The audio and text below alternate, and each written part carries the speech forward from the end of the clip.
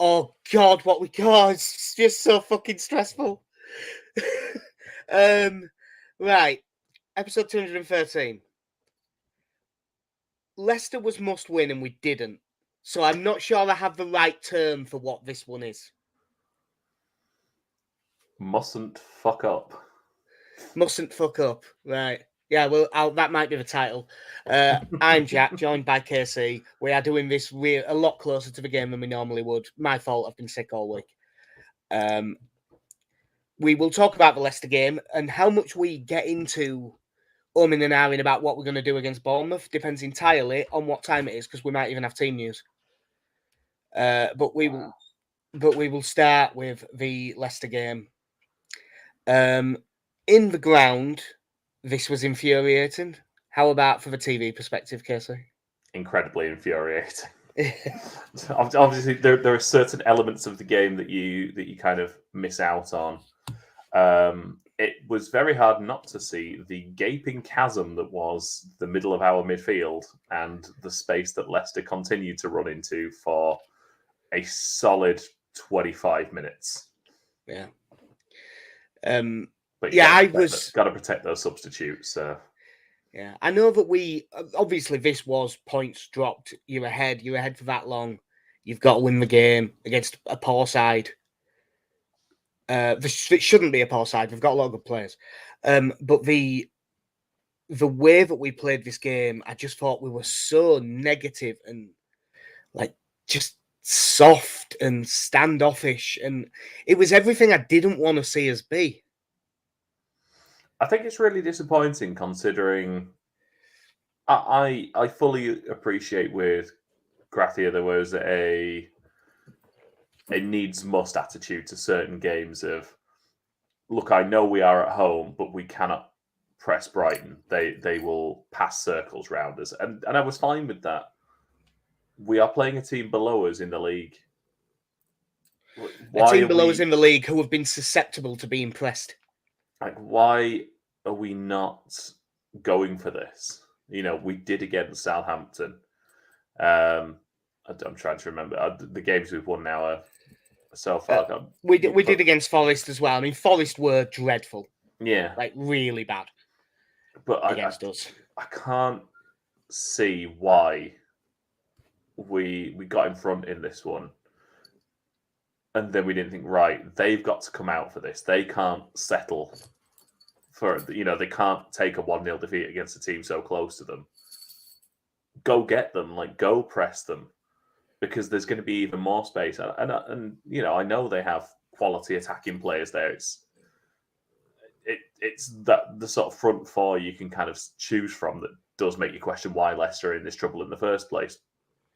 But if you cut off the supply to them, they are going to be a lot less effective. But we just didn't.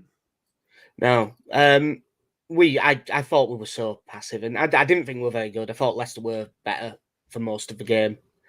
Early on, Yuri Tielemans has a goal disallowed. It was offside. Like the first header down, was it Samari that was offside?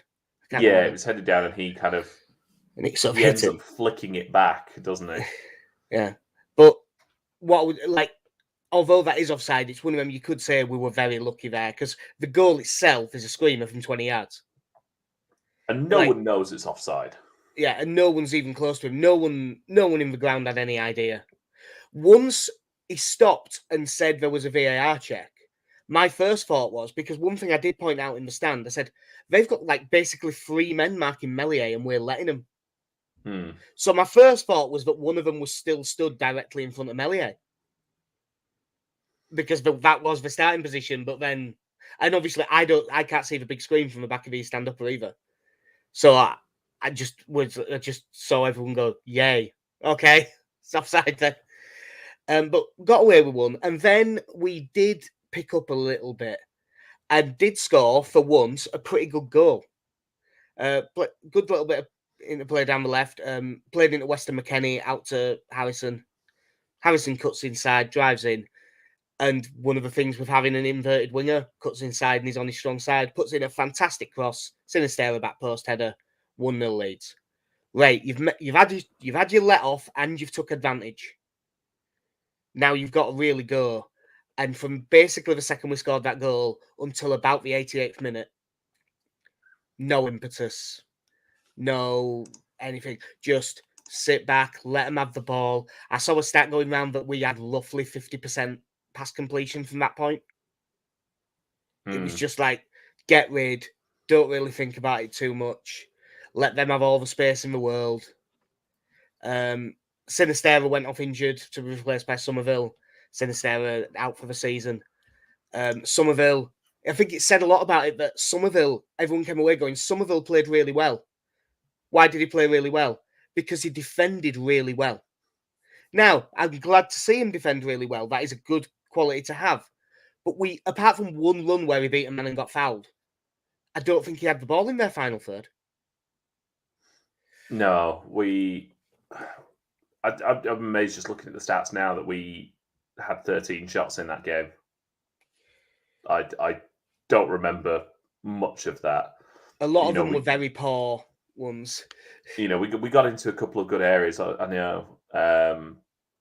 So early in the second half, you had that chance where I think it's Sumare goes for a header and just completely misses it, and Rodrigo cuts inside, but he doesn't get his shot away. So that won't be there. There were odd moments, but it happened in the first half as well, where there was a good 5-10 minutes where we barely touched the ball because Leicester were moving it around pretty well. And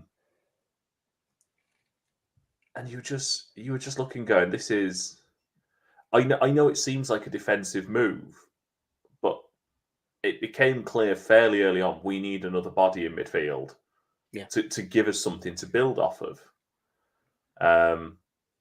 Which I think is why the substitution for bringing Aronson on for Rodrigo, which in and of itself was, I could sort of understand. Rodrigo. Yeah, I don't think it was performance related. He might have been a bit knackered because he'd run about a lot. And Rodrigo did have the look of someone who was going to get sent off. Yeah, he'd already got his yellow card, hadn't he? And was charging into a couple of tackles. And it's quite nice to see Rodrigo like that. And he was trying to sort of fire up the crowd a bit. So again, I didn't really have an issue taking him off. But we put Aronson on, who... And again, I can't really complain too much about Aronson. I think there was one moment he went 1v1, and I think that might have been with Sumare as well. And he sort of gets muscled off it, but not in the typical, oh no, I have been felled, please save me. And no, he just got beaten to the ball, and that was fine. But the whole time you then think, put him in the middle, put him in midfield, just have Mark Rocker sit in front of the back four, because his legs are gone. We only made the 2 substitutions. Grathia afterwards spoke about how, I didn't want to potentially waste the last substitution, and then it turns out that the players didn't have the energy left. You're like, no, I'm looking at a midfield that doesn't have the energy left. That's happening now. Yeah, it didn't start with a great deal of energy. No, and we had 3. It's I know it was the last substitution break, but we had 3 subs. We could have brought 3 players on, and I really thought by putting Aronson on, he put himself in this situation of, well, Harrison's having a good game. I can't bring him off. Bamford is seemingly the only striker left at this football club now that Rodrigo's off the pitch, so I can't take him off. Somerville's defending quite well, and he only came on as a sub, so I can't bring him off. We need to plug a gap in midfield, so I can't really take one of the centre mids. You just think, this mental gymnastics you're having to do to try and figure out who needs to come on. Well, you do sometimes get that with Pan. I mean, it's weirdly the description of that. It's almost like it was anxiety about a sub. There's 5 things I can do, so you end up doing none of them. Like, that is a thing with how humans work. Like, it really is. But, I mean, everyone in the stand knew a sub need. The thing that really annoyed me with the lack of subs, there's 2 separate bits. There's the lack of subs, which implies he thought it was going well enough that we were going to hang on to a win, which means he wasn't watching the game. Because everyone could see they were going to score the way the game was going. And Aronson for Rodrigo, even though Aronson in and of himself did fine, you had two options there. You either bring on someone like Nonto and you go for it and you push up a bit more and you have bodies forward and you try and catch him and you try and get a second. Or if you are going to just sit back in the way that we did, bring on a third midfielder. Hell, bring on another defender. If we're going to sit and be completely passive and not press at all, then play 5-4-1 if that's what you're going to do. I don't want us to do that, but if you are going to sit and just defend, have extra bodies back. Because what happens is we're defending, but ending up with like a medium line instead of a low line, not putting any pressure on the ball. So what happens? They're able to play their way through and get in behind. Like, it's just, we neither shot nor got off the pot. Basically, is what happened. And this is the first one, because as much as we got battered by Palace and we got battered by Liverpool and we were crap against Fulham, this is the first game where I'm looking at it and going, I think this one is properly on Graffia. Like, there's no defence for those decisions. They were bad decisions. No, and unfortunately the warning signs were there. And I know there were a couple of offsides, but they kept breaking through. Yeah. It's the fantastic double save that Meslier makes where the rebound is smashed into his chest. Yeah, I think that it was given offside, that second one, but Meslier wasn't to know that. No, it was a cracking save. But the fact they were getting into those positions constantly, you just knew it was going to come. So by the time the goal comes, which comes from, if I remember rightly, our throw-in about 10 yards into their half, and our back line's on the halfway line. And we pushed up really high. I'm not. Which, for given how the game was going, I'm not saying they need to be camped out on the edge of our area, but another 5 or 6 yards back, and I think you're probably okay. But I just, I shouldn't let the players off entirely, because there is one thing: Cooper's attempt at a tackle on Iheanacho isn't great, and Firpo gets done miles too easily. I haven't seen the injury news, so I don't know how badly affected Iheanacho was by the injury he picked up. But it looked like his groin. That man did his groin and still played a through ball. Yeah, our players a lot of the time can't do that when they're healthy. But yeah, it breaks down. Iheanacho limps, but manages to admit. Actually, he played a ball that was about 5 yards short, which is why I was annoyed at Firpo. Because Firpo could have got there, and if he couldn't get there, it was far enough out. He ain't going to get sent off. Just clean out Maddison. Yeah. It'd have been a yellow. It'd have been a yellow with an appeal for more, but it'd have been a yellow. And, again, the danger goes because for some reason James Maddison's set pieces all night were terrible. Goes back, so that's 1-1. Jamie Vardy, really good finish. They're pushing up. We're starting to push out a bit more. We get caught again. Jamie Vardy has a goal disallowed. He has no reason to be offside. None whatsoever. It was terrible forward play from Jamie Vardy. If he engages his brain for 2 seconds, he stays onside and they win that game. The cheek of that man to start wagging his finger at the linesman, telling him, no, there is no... It's like, no, you were a mile offside. I think it's because he couldn't believe that he'd done it. No, I'm good at timing runs. It's what I do. Because we had a really good view of it from where we were in the stand. Even under that much stress and everything, every lead time just went, that's offside. And just didn't react. It was fine because he was so far off. See, that was the thing, because obviously for me, watching at that sort of camera angle as well, and then the confidence with which he runs away saying that's not offside, the doubt sets in going, have we really given him that much space in the middle? No, fortunately we had that. I'm literally just looking at the Leicester goal now. Iheanacho wins it just before the halfway line. There's 1, 2, 3, 4, 5, 6, 7, 8, 9, 10. Every single outfield player is on that side of the pitch, but there are only 2 Leeds players between the ball and the goal. Yeah. Luke Ayling's probably taken the throw in. I don't know why Robin Koch is that far forward. Our centre backs have had a thing lately on throw-ins, both sides, for sort of gambling and not getting anywhere out of it. I wonder if that is instructed then, because it has had a few times. Yeah, just a poor goal to give away. But we did then, in about, I don't know, the 88th minute, wake up a bit. We need to get 3 points here. This game's important. Yeah, a good corner from, if I remember rightly, Harrison, who had a good game. As did good is probably a stretch. Who had a much Weston McKennie had a much better game. It was which was good to see because he needed one. But yeah, ball in. Mark Locker gets his head on the corner. That's 6 yards out. Makes very good contact with it, but it hits Everson in the shoulder. It's one of them that's half a save, half it just hits him. And then it sort of bounces away. Locker picks it up again on the edge of the box, plays through Aronson.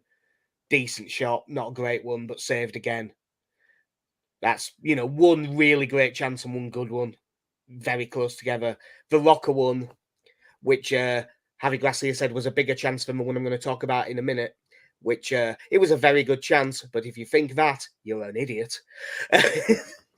Because he was still saying at that point that he thought the Bamford chance was offside. Yeah, but even whether it was or it wasn't, he was saying, but the chance, that's the big chance.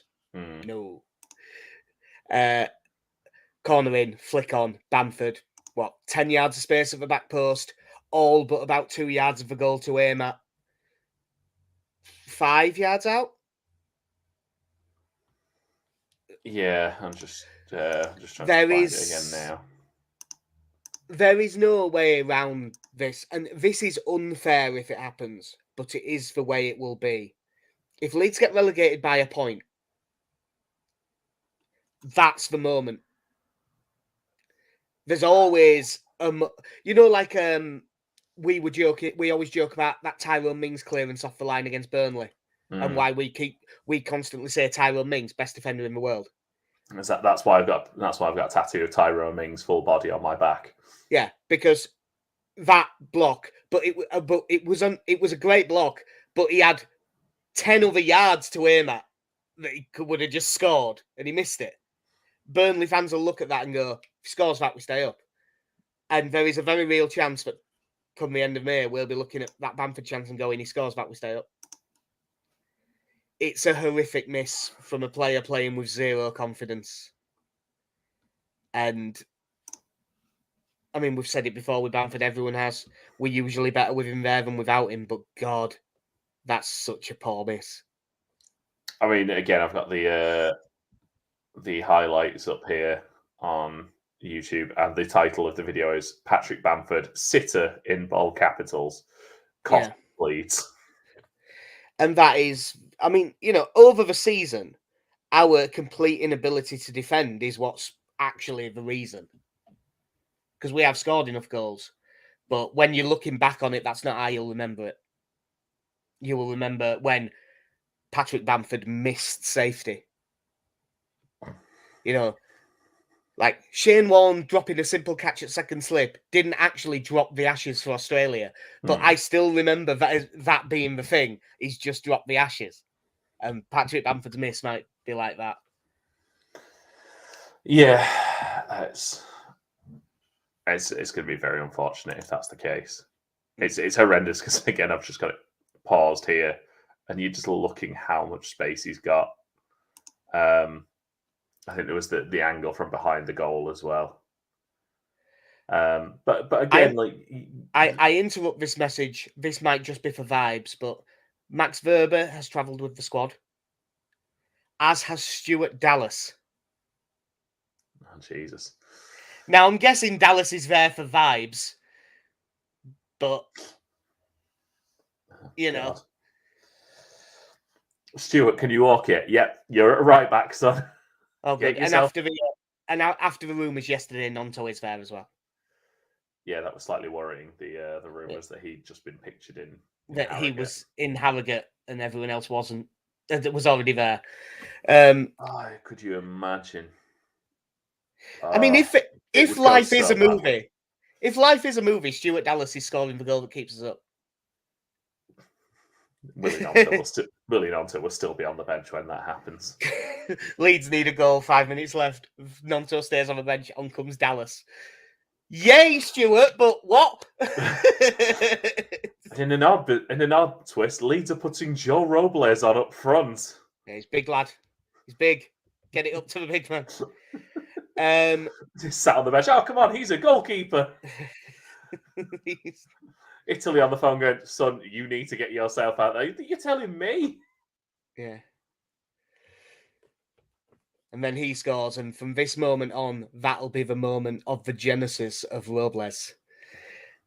I found it quite interesting listening to the Phil Hayes show and sort of the comparisons between how reluctant Bielsa was to putting Gelhardt in and getting asked questions about him every week, and similarly, Gnonto, or the questions of Gnonto to Gratia. But I think the odd thing is, as a fan, when you're there going, well, Bielsa would kind of give you his explanation as to why, whether you agreed with it or not. Like, there were many people who said, no, this whole Tyler Roberts thing in midfield just doesn't work. But he would give you his explanation as to why, and you kind of like, well, I can't argue that. I mean, I can because I watch us every week, but it's just, I think it's the fact that Gratia is so non-committal, which is the way in football these days. I understand that, there's very few people who actually answer questions at press conferences like Bielsa did.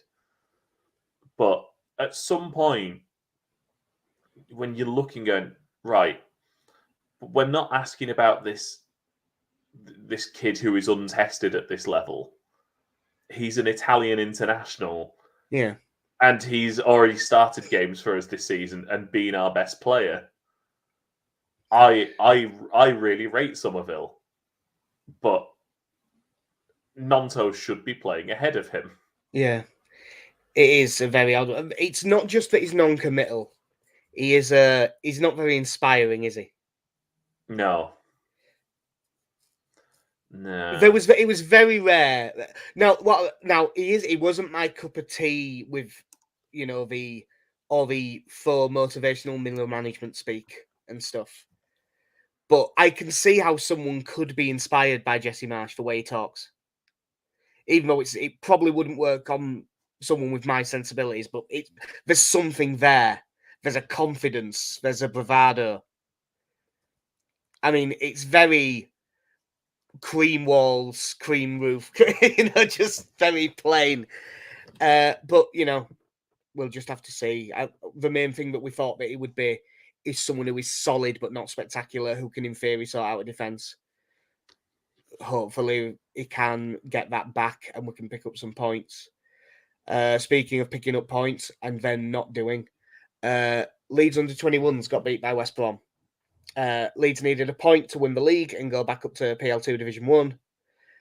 Stop me if you've heard about games like this before as a Leeds fan, KC, but I'll go through it. Leeds were miles the better side. Mateo Joseph missed a really good chance early on. There was a couple of other good efforts. And then they went 1-0 down, getting caught on the break after giving the ball away sloppily in midfield. But Leeds, still miles the better side. Sean McGirt does some good work, finds Charlie Allen's cross. Sonny Perkins, 1-1. Then Leeds are miles the better side, and they just all over West Brom. They're having all the chances. Joseph missed another really big chance at the end of the first half. In the second half, Archie Gray missed 2 1-on-1s. McGurk had one wide. JB had one from distance, but went just wide. It was all that, and then West Brom scored a screamer from about 35 yards. Leeds panicking like mad in the second half, even before that goal, to be honest. Visibly, like, shitting themselves that they might mess this up. Missing chances. Last minute, Diego Montero, completely unmatched in the box. Bouncing ball, perfect height, lovely to hit. Smashed it against the bar. Leeds lose 2-1. Southampton won the league. So the one thing that we looked like we were going to get, we might not get. It was Leeds heritage, this game. Everyone who was watching it, you were watching it and Leeds missing all these chances and going, "Oh, they're so losing." It's not. You can just see this coming. This is Wigan all over again. Yeah, it was very 10-man Wigan. It wasn't quite that. The difference is, I suppose, we actually had some chances, whereas against Wigan, we just had loads of shots, but none of them were chances. Yeah. So it's good. It's good to see that the 21s are playing the same football as the first team. Yeah, they were. You could see the nerves on a lot of the players. It was an odd watch. Also, just a thing that they need to do coaching wise. If you're going to play Jeremiah Mullin at left back, they need to teach him to take throw-ins. Because I don't think a single one of them were given, but he took like 12 throw-ins and at least 7 of them were foul throws. Like, they just absolutely were. So Ali has just left a comment. Do the lads still get promoted, just not win the league? That drops us into the playoffs. I believe it's 2nd v 5th, 3rd v 4th, and then winners of that play. And I believe Leeds get home games in both rounds, in theory, because I believe whoever's highest gets the home tie. It's National League style, straight into the playoffs for 2nd. Yeah, so we play, I can't remember, whoever was 5th, and then but they should all be, I'm assuming they'll move all them to Ellen Road. At least if they can. At least if they can, they will, and that'll probably be worth going to. I also had a realization. It was after the game, so this was hindsight. You know, if we're never going to play Jorginho Rutter, maybe play him in the 21s. I'm not sure why he didn't play in this game. Because what harm would it do? You know, if we were using him, giving him minutes, I'd say absolutely not, because you don't want to risk him getting injured. But like, if he could pick up a goal in a 21s game, it might give him some more confidence. Before we get on to the Bournemouth game, we'll quickly talk about the other games. Starting with the bad one, Forest 3, Brighton 1 on Wednesday night. That was annoying. Yeah, you listen to that on the radio. It sounded like Forest had got off to a fairly bright start. They have got a decent home record. Brighton were shooting themselves in the foot a lot. I mean, like the penalty that Forest got, Estupiñán just basically stands on the ball, loses it, and then fouls someone. Yeah. But they get the let off. The penalty is missed, and you think, right, here we go, take your chance, and then they go 1-0 up as well. And you're thinking, right, off you go, Brighton. But no, couldn't even do that. No, they just weren't at the races that day. I mean, like the second goal, the Danilo goal for Forest. Yeah, that was the second one. Was again just standing. It was a very Leeds goal to concede, standing on the ball in midfield and just getting dispossessed and break. But the other ones did all go probably the best way for us. There's an argument Southampton 0, Bournemouth 1 is better as a draw. But if a team below us loses, I'm never going to complain. Everton 1, Newcastle 4 on Thursday. Where I imagine we had the same reaction, despite the fact that Newcastle were looking fairly dominant at that point. As soon as Everton scored, you went, oh, God. Here comes the comeback. Yeah, I did have a moment of that. And then fortunately, Newcastle scored a minute later, and you went, oh, yeah. God. That was the ridiculous Alexander Isaac assist, wasn't it? Mm. What I would say is, even though Everton completely collapsed in a 4-1 win, I still thought that they looked sort of better than we do, which is not a good sign. But I suppose performances don't matter now. It's just get some results. And then yesterday, big one. Brentford 2, Nottingham Forest 1. Josh De Silva with a 94th minute winner. We did get to watch the back end of this. We needed that desperately because Forest's next game is Southampton at home. So I think Forest are getting 3 points in the next game. We needed them to lose this one. Yeah. And especially at this point of the season when you're seeing Nottingham Forest with their dreadful away record, 1-0 up at Brentford with a very good home record. Yeah, and having had like basically one attack the entire game by the sounds of it. I mean, this is including yesterday now, but Brentford had only lost 2 at home all season. Mm. Forest with their 1 win away and 7 goals prior to that. And you're just thinking, this is madness if a team as well organised as Brentford are losing this game. But fortunately, they get the equaliser. Which I'd like to say Ivan Toney free kick, which it was, but I'm pretty sure that was an own goal. Yeah, it's very poor goalkeeping as we ended up watching at the time. And at that point, I was like, right, I can live with a point here. I can live with that. It's not great, but and then beautiful, beautiful Brentford. Never had an issue with them. Always liked Thomas Frank. Yeah, Thomas Frank's not a bell end at all, is he? Yeah. In fairness, I think Thomas Frank would probably take how we feel about him. He's a really good coach. He's just a bit of a bell end. Yeah. Like, it's not like we're saying he's shit at his job. And then obviously we had the agony of watching the offside decision on that, and VAR taking 2 or 3 minutes to go over whether it was offside at all, and you just think, this is awful. Yeah, because it did look offside, didn't it? But it wasn't. I'm so glad we learned from the lessons of last season to not get ourselves in this position again. Yeah, remember it. We can't go down. It's impossible. Adam Forshaw's back. Look, see. Yeah. So that result just made it all the more clear to everyone, even though everyone already knew, we've got to win today. Also, on Monday night, Leicester play Everton, which might be a bit interesting. So on to Bournemouth. McKennie's quote-unquote mate has just tweeted a load of emojis, so I'm wondering if he's been dropped.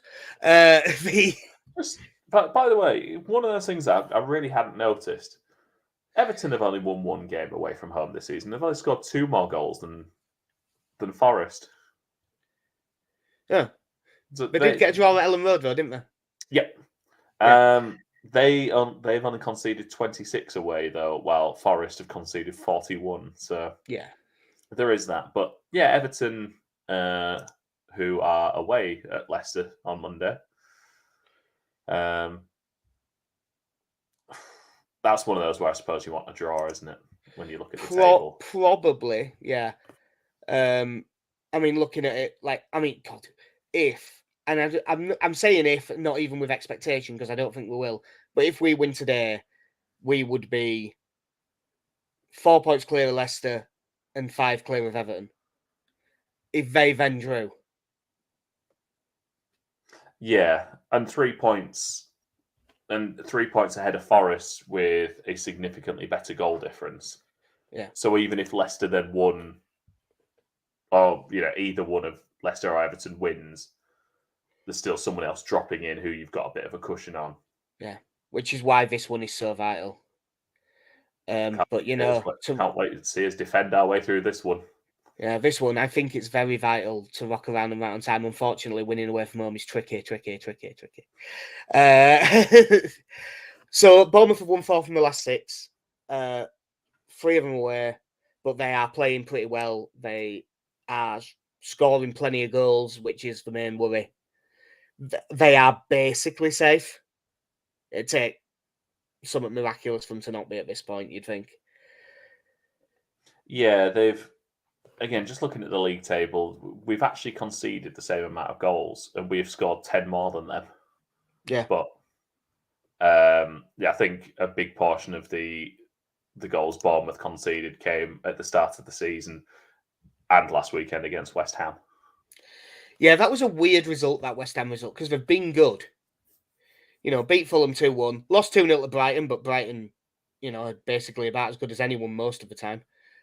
Won at Leicester, won 3-2 at Spurs, hammered by West Ham, won at Southampton. They have been playing some not great sides in that run, except Brighton by the looks of it. But other than they've got Tavernier out, I believe, who was really good against us and is a Leeds fan. Well, at least his brother is, and he's from Leeds, so I'm thinking it's pretty likely that Hamid Traore is out. Well. Yeah, sorry. He's been scoring a couple of goals recently as well. He scored last week or midweek against Southampton. So He's got a peach of a left foot because he keeps just. I think I've seen him score the same goal about 4 times now. Just gets it on the corner of the penalty area, cut onto his left, curls it into the far corner. He's quite. They've got a lot of good players there too. But I like Billing. I've always thought he's a good player, and he'll be up. He'll probably play as like the 10 in a 4-2-3-1. Dominic Solanke up front is someone that I really like. He's got a lot of Bamfordy stuff about him. Only he's quicker and he's a much better finisher. Their back line isn't great, like at all. That Ouattara as well on the wing. I hadn't really seen out of him before they signed him. He looks pretty good.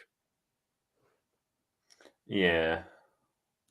Obviously, Lewis Cook is still there. And I'm assuming broken. And even if he isn't, he probably won't be playing. I was going to say, he was on the bench against Southampton. But, yeah, bless him.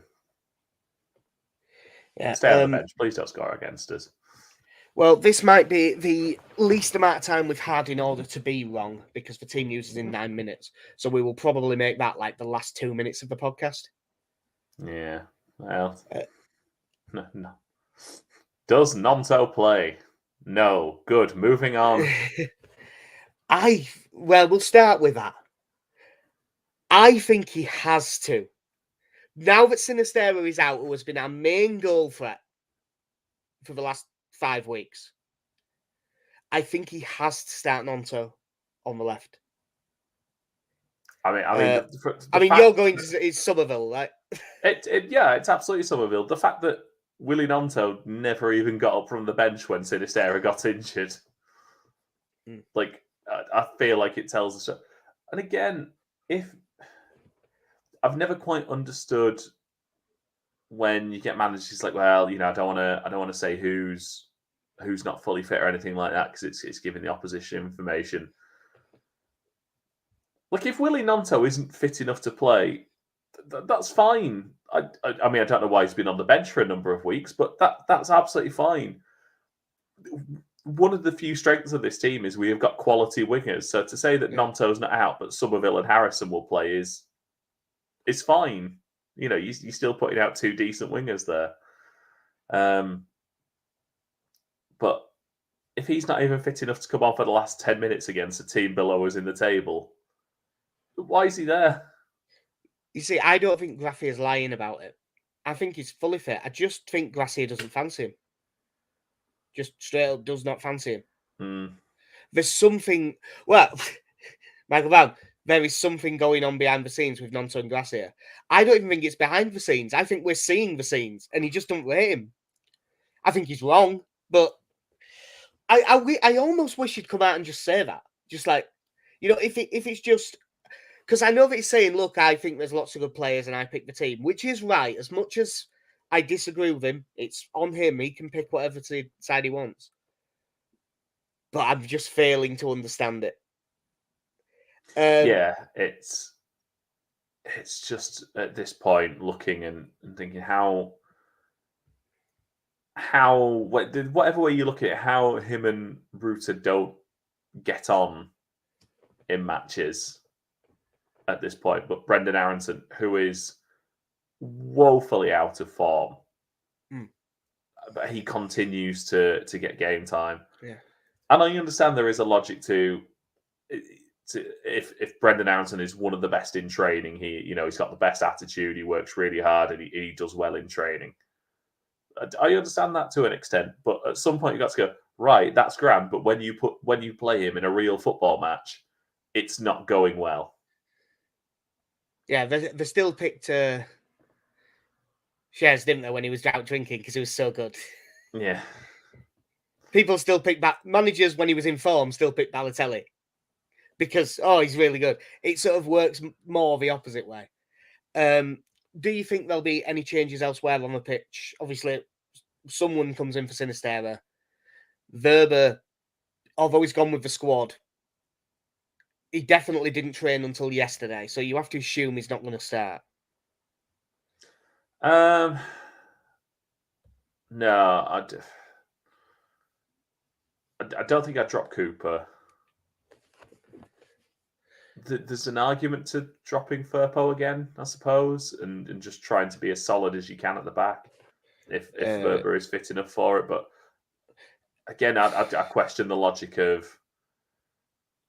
putting someone in who's, putting someone into a position where they have to get up and down the pitch when they're not fully fit. Like, I think he'd be better off playing in front of the back four. Yeah. And literally just sitting deep. I still think that there is a chance that we see three midfielders, but if we see it now, it'll actually make me more annoyed that he didn't make that change against Leicester.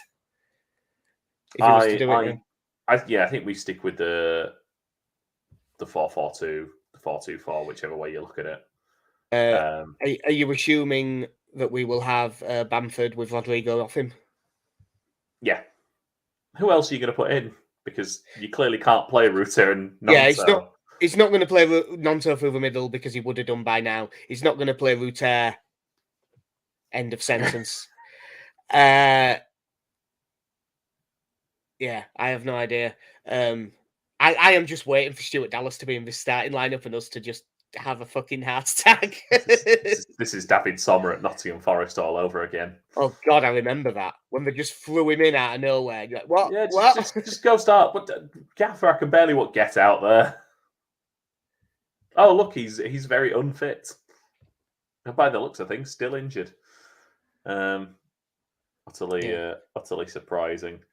Yeah. Marsh saying Nonto wasn't Premier League ready when he first arrived, but he changed because of what he saw. Mancini plays Nonto for Italy. Opponents fear Nonto. Graffia, no. One thing with Bournemouth is they switch between a 4-2-3-1 and like a 3 at the back with wing backs. We don't really do tactical flexibility, but like I'm certain because of the way they've played, I think Ayling will play anyway. But I think that makes Ayling certain to play in case there's any reason that we have to go to a 3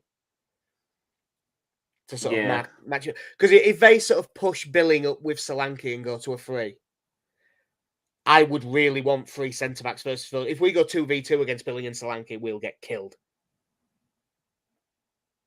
I mean, the prior evidence for us this season was that we didn't deal well with Billing and Solanke anyway. We just didn't deal well with Bournemouth, did we? Until that was before Gary O'Neill kind of found his feet, did he? Because he made bad changes and didn't. And I mean, God, it's hard to remember it now because of how little he's done since. But God, Sam Greenwood absolutely changed that game. He scored that absolute peach that was essentially a free kick that he curled in from about 25 yards out on his left foot. On his weak foot. Well, I say weak. That man does not have a weak foot. Yeah, if he's one's 20 out of 20, the other one's 17. But that's the other thing to look at from, the potential changes that we could have made to put an extra person in midfield. That if you just take it from the squad that was available for the Leicester game, you could have put. The obvious one was Forshaw. You got Greenwood there. You could have put Strauch in there. Allegedly, Rasmus Christensen's a central midfielder. He could play in there. And when you're looking good, no, we even had the options. Yeah, you could have done any of those. I mean, Sam Greenwood is. By the way, I sort of want to apologise to. I think it was Ali a couple of weeks ago when he asked about potentially putting Greenwood in the midfield. And I think I was very confident in that it wouldn't have worked. And now I just think, put him in. Yeah, now you're thinking, you might have had something there because you know what? Yeah, just be a body, be the attacking one of the 3, because even with his new aerodynamic haircut, Mark Rocker is no more mobile than he ever was. I'm sure. As it goes, seeing this is in the comments, he's been saying Greenwood should be in for month. He's played 2 games, put more decent deliveries into the box than all our team added together at that point. That's fair. Although one weird thing, corners have been marginally better lately. Yeah, it's quite rare. Before the team news comes out, because it's good to have it for the bets, but it's only fair. Before the team news, KC, can I get a score from you? I'm gonna say we win 2-1. 2-1 win. I'm going for a 1-1 draw because I just don't have faith anymore. I have lost all the faith. Sorry, my bet, by the way, is refreshes Twitter. The team news isn't there, even though it's time. Great. my bet is also completely non-reliant on team news anyway. So because I've gone so conservative. Right, Meslier in goal. Oh, this might have been why people were confused. What? Where? Okay. Oh. Meslier in goal. Ayling at right back. Cock and Cooper at centre back. I can only assume Rasmus Christensen at left back. Rocker and McKennie. Somerville, Harrison, Nonto, Bamford.